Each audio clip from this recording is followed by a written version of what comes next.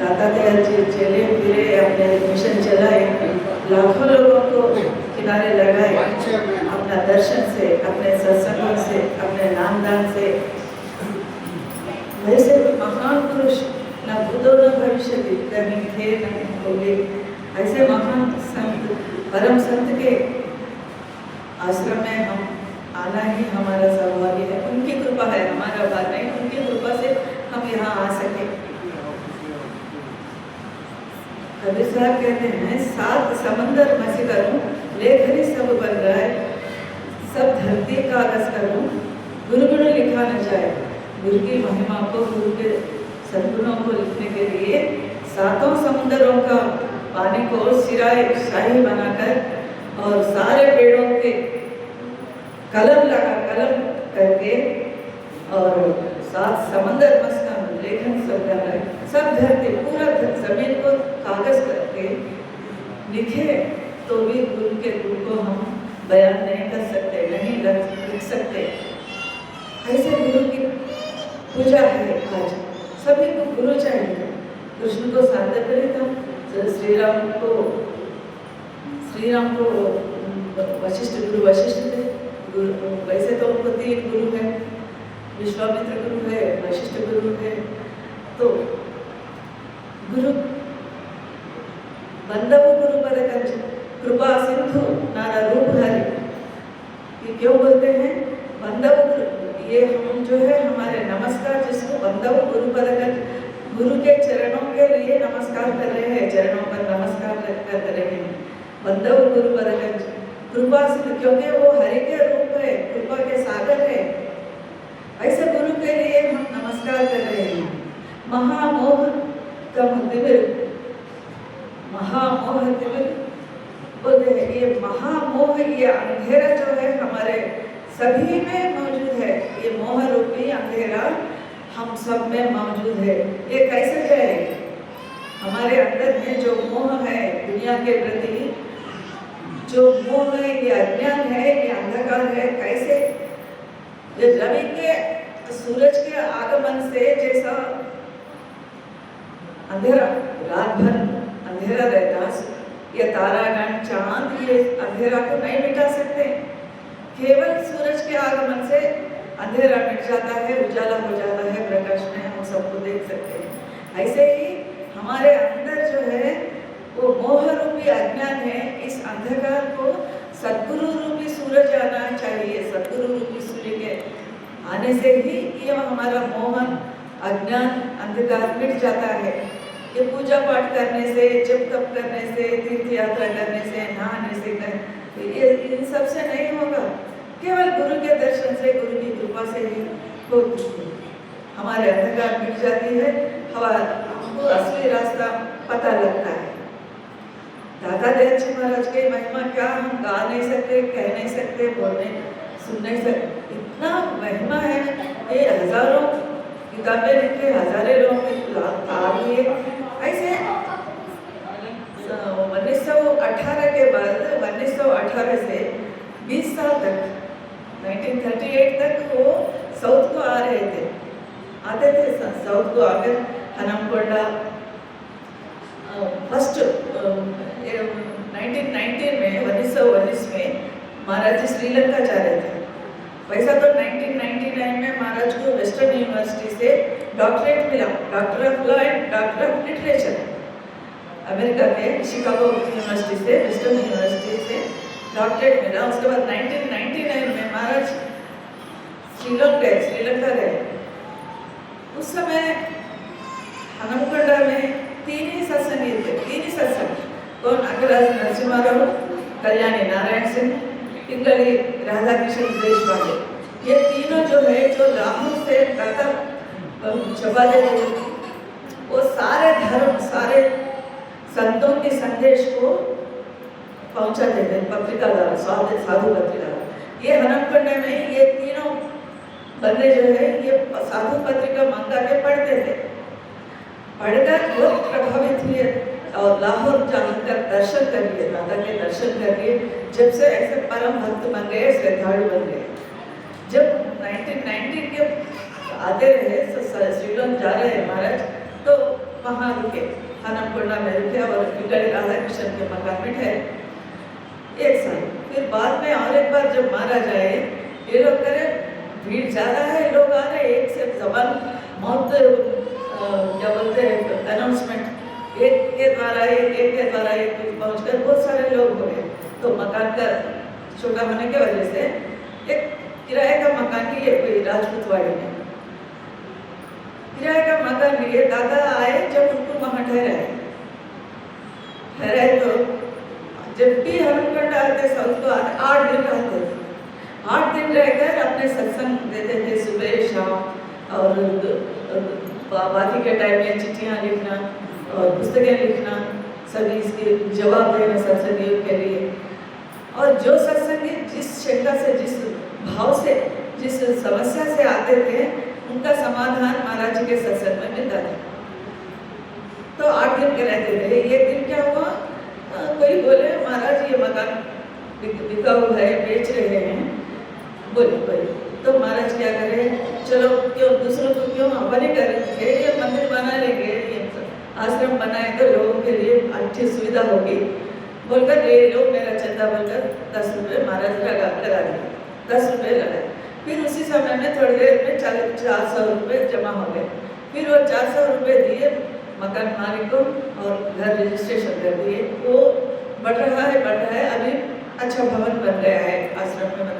इतने सालों से परम दयाल जी महाराज, वीरेमुख महाराज आए, नंदुभाई जी महाराज आए, बहुत सारे प्रेमानंद राय महाराज आए, सभी दिल्ली से और महाराज आए। वहाँ सत्संग होता है हर वसंत पर। होशियारपुर से कमल दयाल जी महाराज भी आए थे, शून्य महाराज भी आए थे। वो सत्संग बढ़ रहा है। तो वहाँ कैसा हुआ, वहाँ के बाद कई सेंटर्स है, बुर्लम पहाड़ है,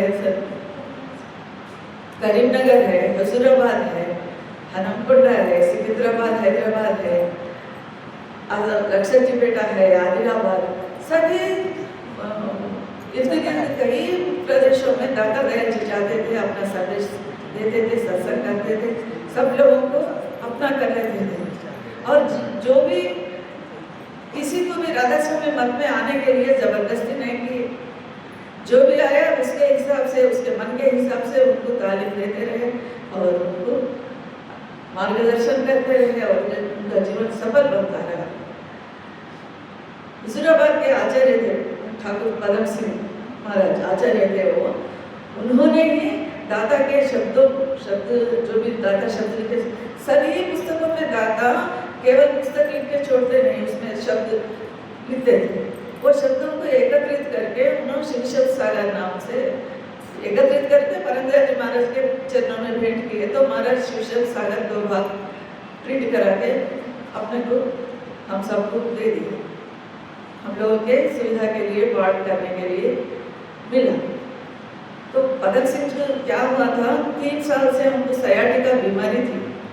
जब हुजूर आए, महाराज को बोले हुजूर मुझे 3 साल से सयाटिका बीमारी है, कई दवाई दी हमें, कई डॉक्टर्स देखे मुझे, लेकिन आराम नहीं मिला।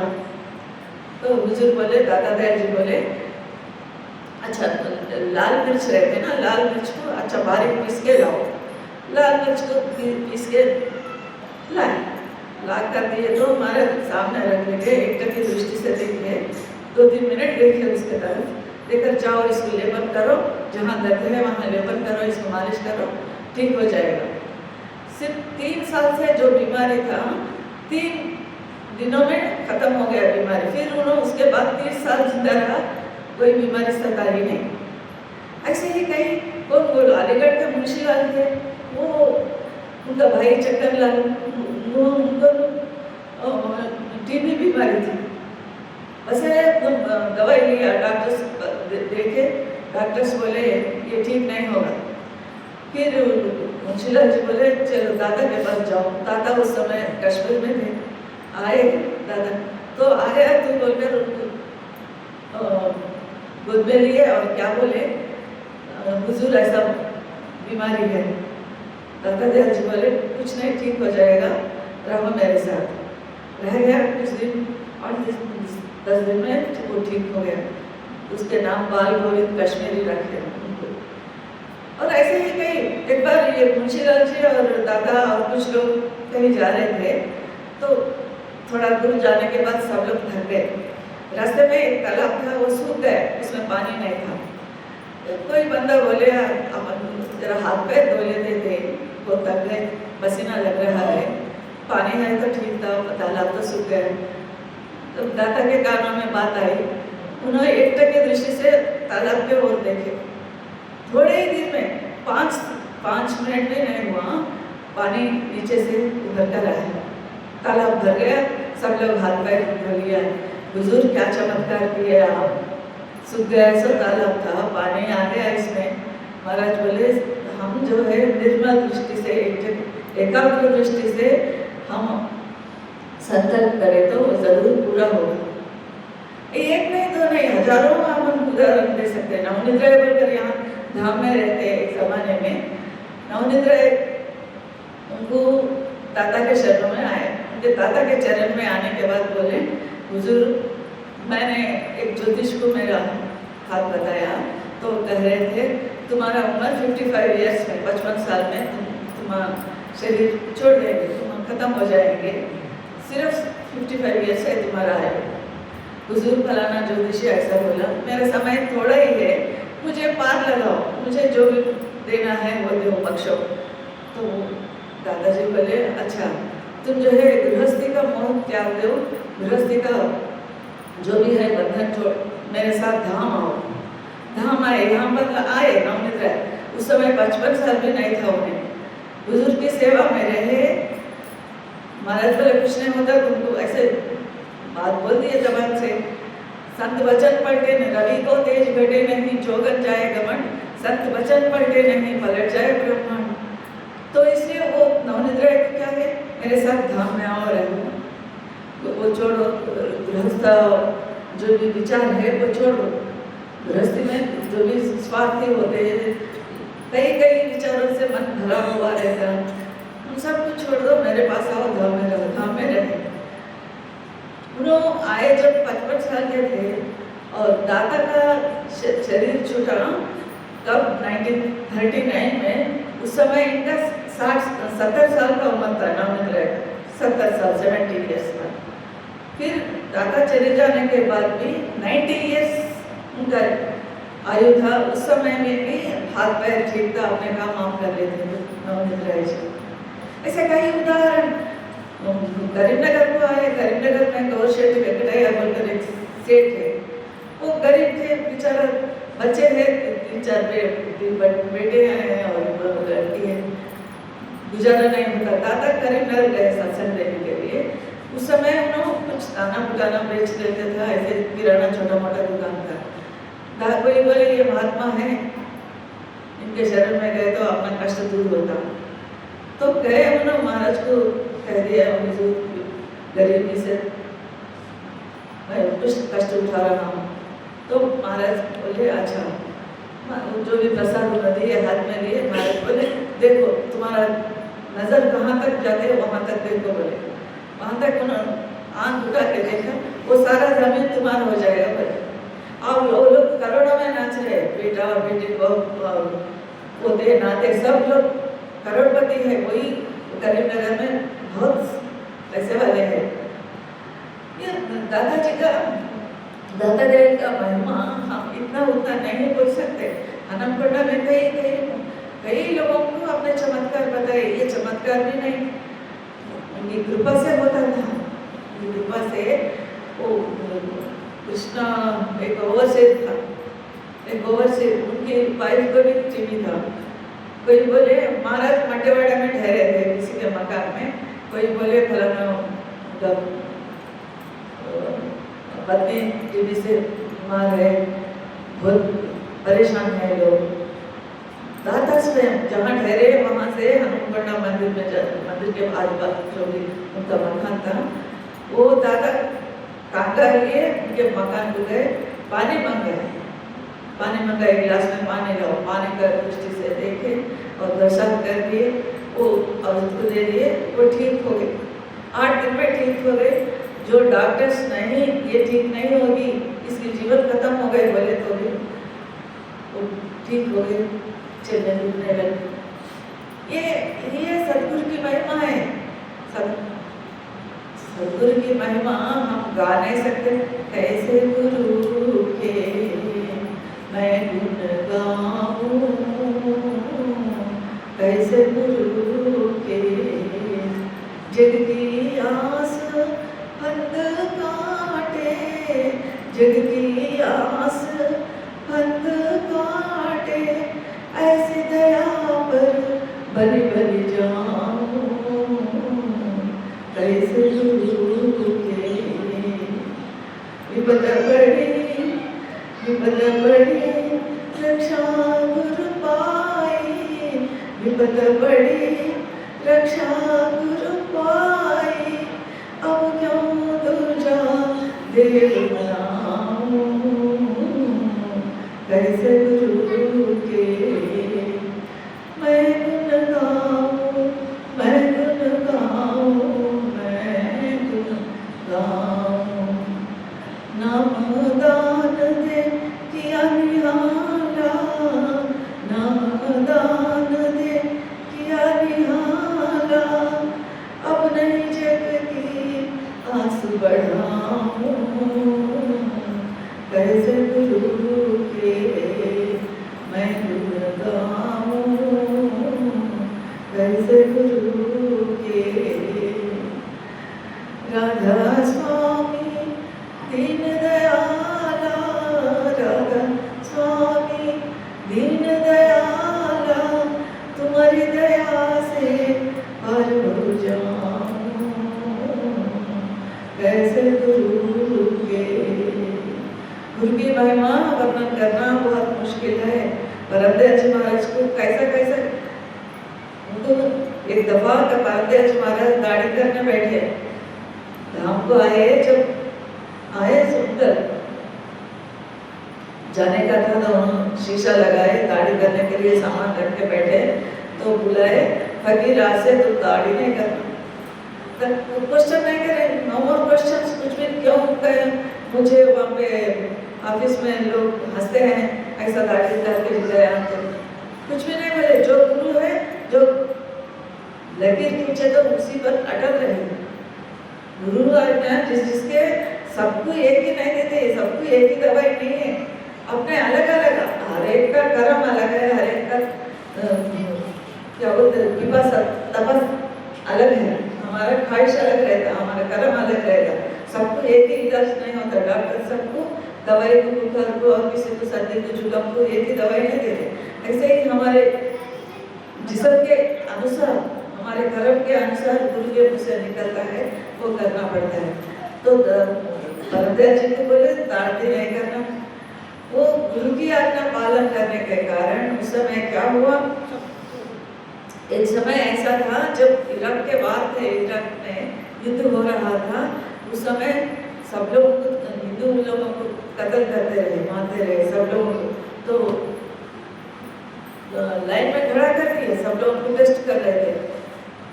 अब महाराज को दाढ़ी था, दाढ़ी देखकर क्या बोले, ये मुसलमान समझे उनको, ऐसा करो बोले तो कानून है, अल्लाह वो बोलकर महाराज बोल दिए, परमदयाल जी बोल दिए तो ये मुसलमान बात समझकर छोड़ दिए। महाराज बोलते गुरु की आज्ञा पालन करने से मेरा जान बच गई। गुरु की आज्ञा के कारण ही वो दादा कितना, अब कोई भी गुरु शिष्य को अपने से ज्यादा नहीं समझता, गुरु मेरे से छोटा है, ऐसा नहीं। दादा का तू तो आया नन्हे ही में घर फकीर का वेशा, दुखी जीव को अंग लगा कर ले जा, क्यों अपने से ज्यादा स्थाई दिए, क्यों उसमें काबिलियत था। हम भी काबिलियत बनाना, गुरु के पास जाके ये दो वो दे वो दो 10 चीज हम मांगते हैं, कुछ भी नहीं मांगना। गुरु के पास गए तो गुरु को मेरे मन में कोई स्वार्थ कुछ भी नहीं रहना, केवल ख्वाहिशी नहीं रहना, केवल आपके चरण का दर्शन, भीतर मुझे दर्शन कराओ, मुझे मालिक के पास पहुंचाओ बोलकर एक ही हमारा रहना इरादा। और बाकी जो भी दुनिया में समस्याएं आते हैं, कष्ट आते हैं, वो सब हमारे कर्म के कारण आते हैं। और ये तो सत्संग में महाराज हमको सुनाते हैं। और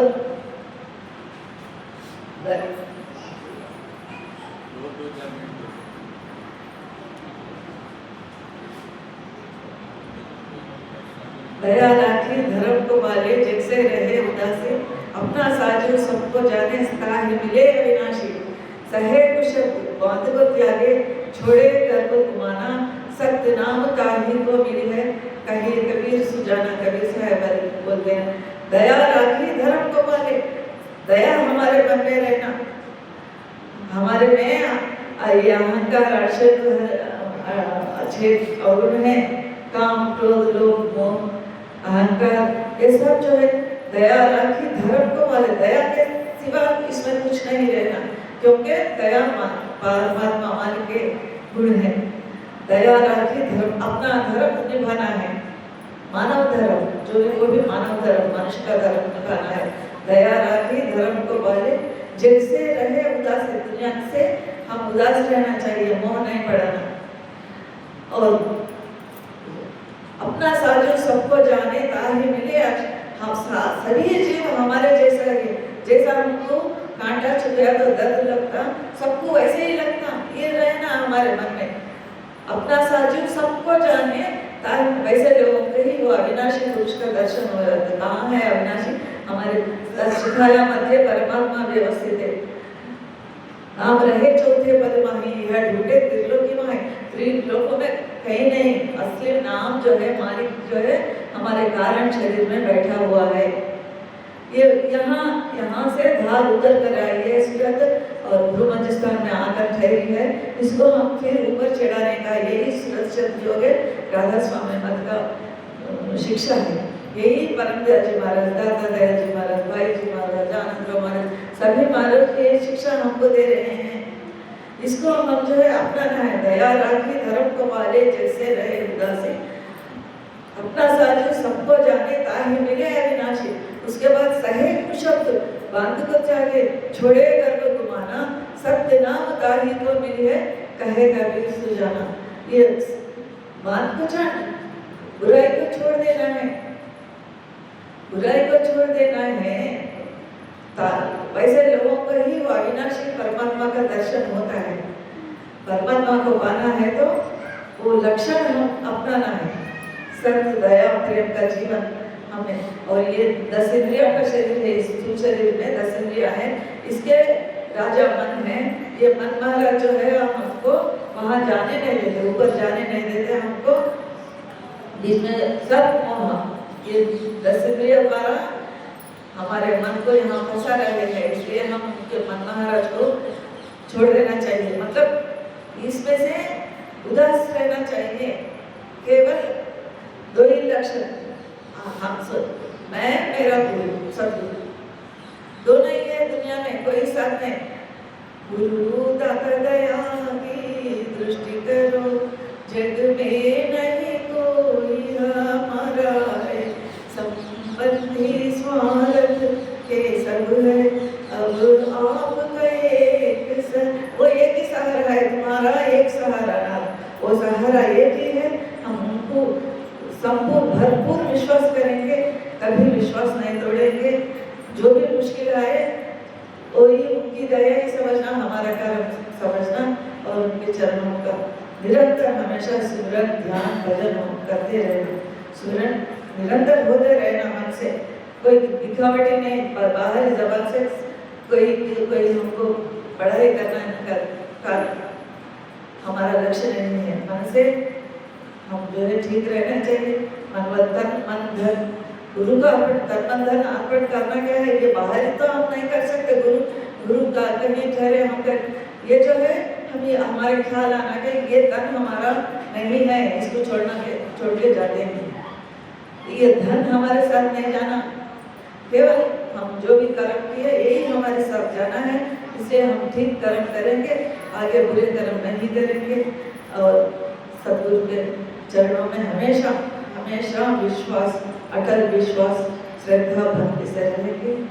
सबका राधा स्वामी।